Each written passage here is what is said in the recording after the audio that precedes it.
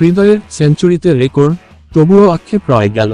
তাওহিদ হৃদয়ের অসাধারণ সেঞ্চুরিতেও জয় পেল না বাংলাদেশ।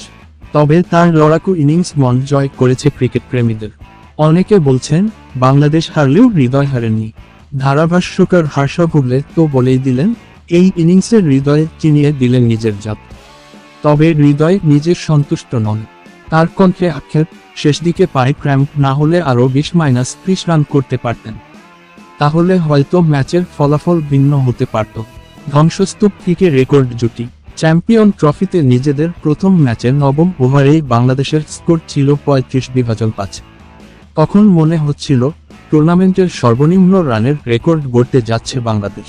তবে হৃদয় ও জাকের আলীর 154 রানের অবিশ্বাস্য জুটিতে বদলে যায় চিত্র। এই জুটি ষষ্ঠ উইকেটে বাংলাদেশের সর্বোচ্চ ও ভারতের বিপক্ষে যেকোনো উইকেটের সর্বোচ্চ পার্টনারশিপের রেকর্ড গড়ে। হৃদয়ের 102 রানের ইনিংস এবং জাকেরের 72 রান বাংলাদেশকে সম্মানজনক স্কোর দেয়। হৃদয়ের আক্ষেপ, তবে হৃদয়ে থেমে যেতে চান না। ম্যাচ শেষে বললেন, ক্র্যাম্পের কারণে শেষ দিকে শট খেলতে পারছিলাম না, আরও কিছু রান হলে ভালো হতো। বাংলাদেশ ম্যাচ হারলেও হৃদয়ের এই ইনিংস ক্রিকেট প্রেমীদের মনে দাগ কেটে গেছে। সামনে আরও কঠিন চ্যালেঞ্জ অপেক্ষা করছে, তবে হৃদয় জানিয়ে দিলেন, তিনিও প্রস্তুত।